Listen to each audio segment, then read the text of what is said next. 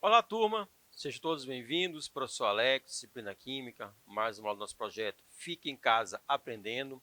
Turminha, espero que vocês estejam aproveitando essas aulas, acompanhando todas as disciplinas e se dedicando aos estudos, ok? Como primeira dica, seu caderno, lápis, caneta, borracha, para você fazer as devidas anotações e sempre que for possível, faça o print da tela, daquela imagem, figura, tabela, para você passar essas informações para o seu caderno e continuar os seus estudos. Show de bola? Estamos em uma série de aulas relacionadas ao primeiro ano do ensino médio. Balanceamento de equações químicas. Olha só, o que nós vamos aprender hoje? O balanceamento ele é extremamente importante quando a gente fala de reações químicas. Também mais na frente nós vamos trabalhar a estequiometria das reações. Então, nesse processo, saber fazer o balanceamento é extremamente importante. E na nossa aula de hoje, nós vamos apresentar o que é o balanceamento, um pouco sobre as reações químicas, certo? Reações, as equações químicas, e começar a trabalhar a ideia de balanceamento das equações. Show de bola? Então, vamos lá, olha só.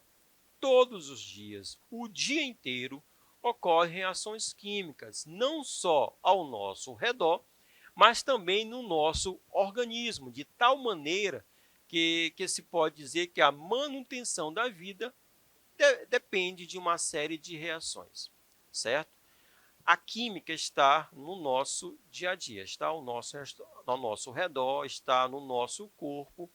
Então, uma série de reações acontecem diariamente conosco e a gente consegue visualizar, por exemplo, o processo da degradação de objetos metálicos, que vamos chamar isso de corrosão, a ação dos antiácidos, a decomposição desses antiácidos, a queima, a combustão.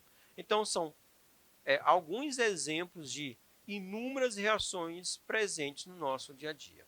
Show de bola? Bom, em todas as reações químicas, em todas, prestem atenção, as substâncias denominadas reagentes são transformadas em substâncias diferentes, denominadas produtos. Então, as reações químicas, elas são representadas por equações químicas, certo? Então, reagentes são transformados em produtos. Aí nós temos uma modificação na intimidade da matéria. Então, se a gente comparar o gás carbônico e a água, comparando com a formação da glicose e do gás oxigênio, são substâncias totalmente diferentes. Bom, as reações elas são representadas graficamente por meio de equações químicas. Então, as reações são os fenômenos que ocorrem, que a gente vai traduzir isso, colocar no papel, vamos chamar de equação química. A equação química, nós vamos ter reagentes transformando-se em produtos. E essa transformação ela é indicada por meio de uma seta, beleza? Então, eu posso dizer o seguinte, turma, tudo que estiver antes da seta vão ser os reagentes. Eu posso ter um, dois ou vários reagentes. E tudo que aparecer depois da seta, vamos chamar de produtos. Então, podemos ter a formação de um produto ou vários produtos. Essa reação representada por meio de uma equação química é a equação da fotossíntese, uma reação extremamente importante para a manutenção da vida, ok? Então, em todas as reações químicas, acompanhe aqui, as substâncias são representadas por fórmulas, fórmulas químicas. Qual é a fórmula química da água? H2O. Gás carbônico, CO2. Então, são representações chamadas de fórmulas químicas. As fórmulas das substâncias indicam os elementos que as constituem e também a quantidade de átomos de cada elemento.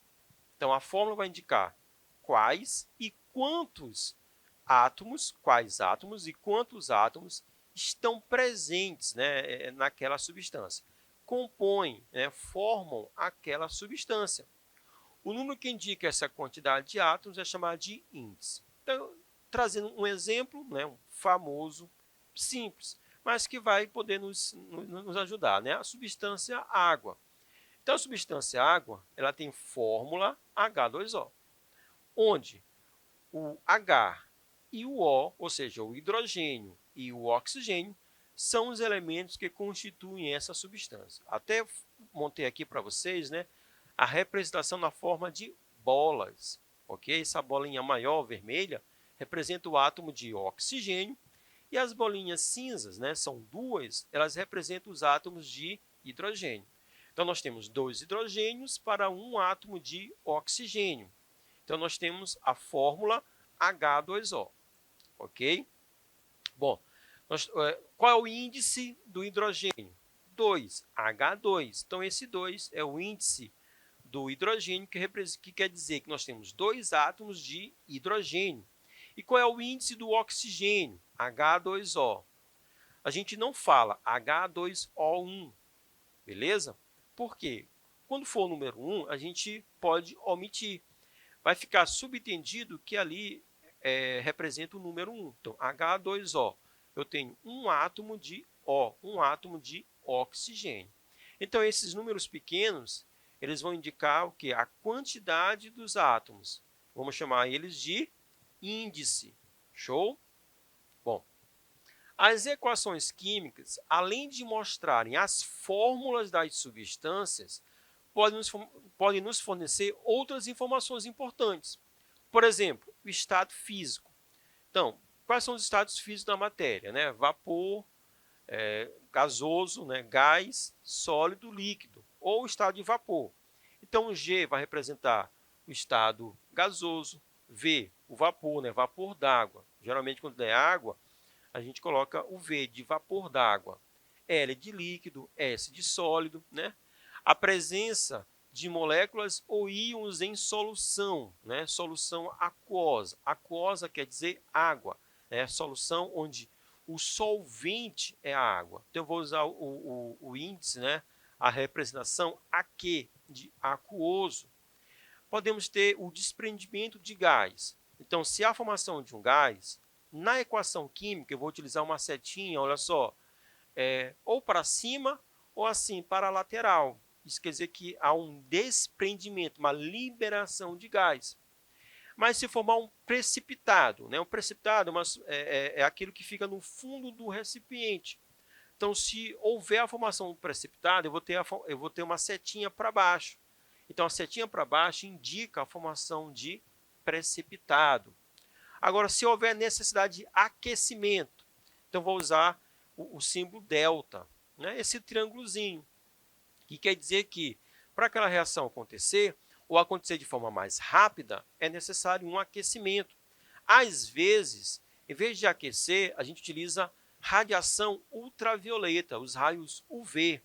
Então, eu vou representar isso através da letra lambda, da letra grega lambda. Existem reações que acontecem de uma única forma, são as reações irreversíveis.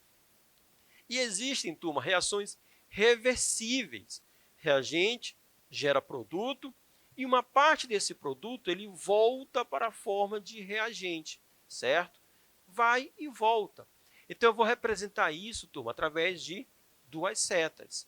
Então, quando na equação química você observar duas setas, essa equação quer dizer para você que se trata de uma reação reversível. Então, são símbolos que a gente precisa dominar, porque para a gente ter uma melhor interpretação da reação, beleza? A equação química é a grafia do que acontece na reação. Então, tudo que acontece na reação eu devo mostrar através de uma equação química, não só quem são os reagentes e quem são os produtos, mas também os meios que foram necessários, o que aconteceu naquela reação. Tudo bem? Então, esses símbolos é importante para a gente compreender melhor uma equação química. Bom, as equações, elas devem apresentar também a proporção, né, adequada de reagentes e produtos, na qual as reações ocorrem, né, a proporção. Quanto de A reage com B e forma quanto de C e quanto de D, né? Então, vamos considerar a reação que ocorre na queima do carvão, ok? Queima é a reação de uma substância com um gás oxigênio. Então, nós temos aqui, ó, inicialmente, a equação. O carvão ou carbono no estado sólido, beleza? Ele vai interagir, vai reagir com o gás oxigênio, né? Então, eu vou ler assim, ó, carbono e oxigênio. Então, esse mais quer dizer I, carbono e oxigênio, produzindo, né? Produzindo. Onde está esse termo produzindo? A seta, formando, originando, produzindo o gás carbônico, o CO2, certo? A quantidade de cada substância que participa da reação é indicada por números escritos antes de suas fórmulas, denominadas coeficientes estequiométricos. Palavrinha importante, né? Coeficiente estequiométrico. Quando o coeficiente for igual a 1, não é obrigatório a sua indicação. Então, em uma equação química, a quantidade de átomos de cada elemento participante deve ser igual nos reagentes e nos produtos. Então, a quantidade de átomos nos reagentes deve ser igual à quantidade de átomos no produto, certo? Se essas quantidades não estiverem iguais, vamos precisar fazer o balanceamento da reação, certo? Então, quando não ocorre, a gente precisa fazer o balanceamento. Olhando para essa reação do carvão com o gás oxigênio produzindo CO2, então olha só, nós temos um átomo de carbono no reagente, um átomo de carbono no produto, 2 átomos de oxigênios no reagente e 2 átomos de oxigênios no produto.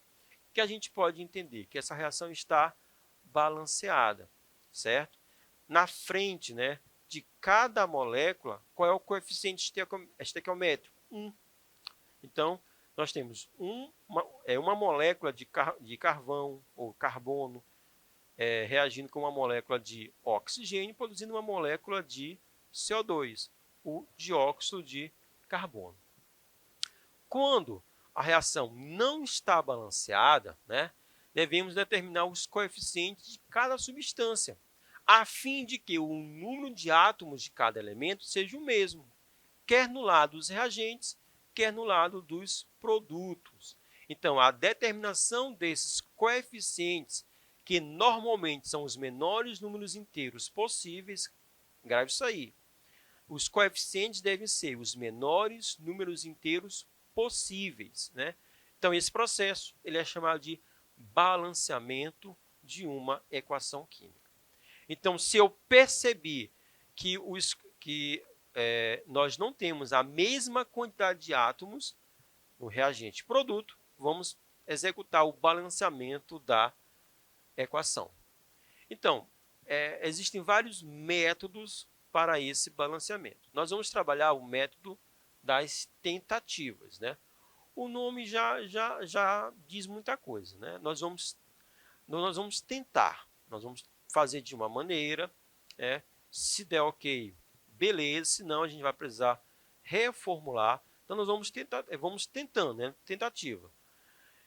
E aí, nesse método, apesar de você pensar assim, poxa, eu vou fazer isso de forma aleatória, não. Existem algumas regras, né?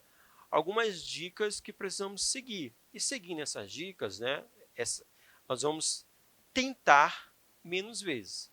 Então, usando essas dicas, a chance de acertarmos na primeira ou na segunda tentativa é muito grande. Então, olha só. Inicialmente, nós vamos ver aqui a combustão, a queima do gás metano, né? O gás metano é o CH4. Então, ele reagindo com o oxigênio, produzindo o quê? O gás carbônico e a água.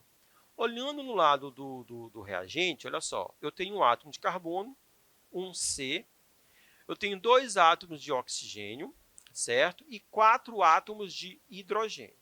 Agora, olhando para o lado dos produtos, um átomo de carbono, 3 átomos de oxigênio e 2 átomos de hidrogênio. Nós não temos as mesmas quantidades de átomos, tanto no reagente quanto no produto. Nós não temos. Então, se nós não temos, a gente precisa balancear essa reação. Tudo bem?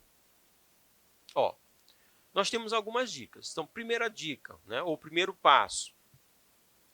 Observe qual substância na equação tem maior número de átomos. Então, qual daquelas substâncias vai apresentar a maior quantidade de átomos? Nesse exemplo é o metano, CH4. Nós temos 5 átomos compondo a molécula, né? A substância metano. É um átomo de carbono e são 4 átomos de hidrogênio, totalizando 5. Tudo bem? A segunda etapa, o segundo passo, é o seguinte.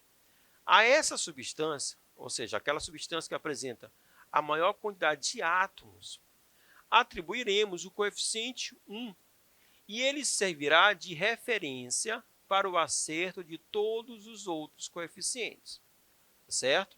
Então, nós vamos dar o coeficiente 1 para aquela substância que apresenta a maior quantidade de átomos. E a partir dele, né, nós vamos fazer o balanceamento, né, das outras substâncias. Então, eu coloquei o coeficiente 1 para o metano, certo?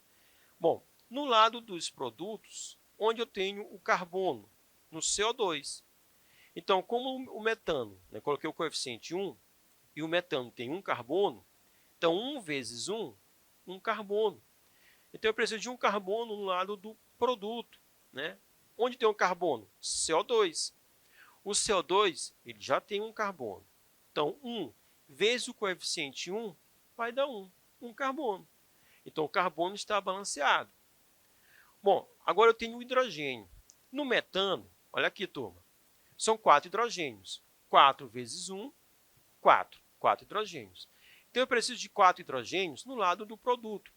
E onde aparece o hidrogênio? No lado dos produtos. Na água, H2O. Então, naturalmente, a água já tem 2 hidrogênios, só que eu preciso de 4. Como que eu faço? Multiplico por 2.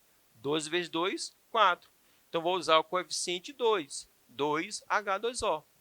Então, você vai observar que nós já balanceamos a quantidade de carbonos e a quantidade de hidrogênios. O que está faltando? A quantidade de oxigênios. Precisamos balancear os oxigênios. Como eu coloquei 2H2O, né, o O, ele naturalmente ele vai ter um átomo de oxigênio. Então, multiplicando por 2, eu vou ter 2 átomos de oxigênio. Então, eu preciso de 2 átomos de oxigênio no lado dos reagentes, certo? Só que também no lado do produto, olha só, eu tenho CO2. Então, na verdade, no produto eu tenho CO2, 2 átomos de oxigênio, e H2O, 2 vezes 1, 2 átomos de oxigênio. 2 com 2, 4 átomos de oxigênio. Se eu tenho 4 de oxigênio no lado do produto, né, eu vou precisar de 4 também no lado dos reagentes. Bom, onde aparece o oxigênio no lado dos reagentes? O2. O O2, naturalmente, 2 átomos de oxigênio. Para termos 4, eu vou multiplicar por 2. Então, 2O2. Turma, ficou assim, ó, 1CH4 mais 2O2, gerando CO2, 1 de CO2 e 2 de H2O. Com isso, eu vou ter um átomo de carbono, 4 átomos de hidrogênios e 4 átomos de oxigênios no lado do reagente. E no produto, 1 de carbono, 4 de hidrogênios e 4 de oxigênios. Agora, a equação está balanceada. Por quê? Porque nós temos a mesma quantidade de átomos, certo? Isso é balanceamento de equação química.